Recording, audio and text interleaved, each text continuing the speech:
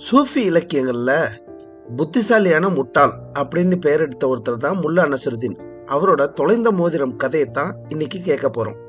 ஒரு மாலை நேரம் அந்த கிராமம் ரொம்ப அமைதியா இருந்துச்சு. அப்போ ஒரு தெருவுல முல்லா நசருதீன் தரைய கவனமா பார்த்து இதையோ தேடிக்கிட்டு இருந்தார் ரொம்ப ஆர்வமா. அவரை பார்த்தவங்க ஆச்சரியப்பட்டாங்க. முல்லா, என்ன தேடுகிறீர்கள் என்று ஒருத்தர் கேட்டார். முல்லா ரொம்ப சோகமா சொன்னார், என் மோதிரம் தொலைஞ்சு போயிடுச்சு, அதைத்தான் தேடிக்கொண்டிருக்கிறேன் அப்படின்னு. அதை கேட்டதும் அங்கிருந்தவர்கள் எல்லாரும் உதவ ஆரம்பிச்சாங்க. ஒருத்தர் விளக்க கொண்டு வந்தாரு, இன்னொருத்தர் தரை தேட ஆரம்பிச்சாரு, இன்னொருத்தர் முல்லா கிட்ட ரொம்ப கவனமா விசாரிச்சு அக்கம் பக்கம் பார்த்துக்கிட்டு இருந்தார். மக்களும் சேர்ந்துட்டாங்க.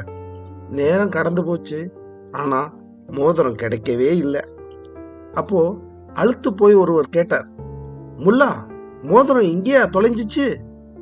அதற்கு முல்லா அமைதியா பதிலளித்தார், இல்ல, என் வீட்டுக்குள்ளதான் தொலைஞ்சிச்சு. அதை கேட்டோன்னு தேடிக்கிட்டு இருந்த எல்லாரும் அதிர்ச்சி அடைஞ்சிட்டாங்க. அப்படின்னா ஏன் இங்க தேடுறீங்க அப்படின்னு ஒருத்தர் கேட்டார்.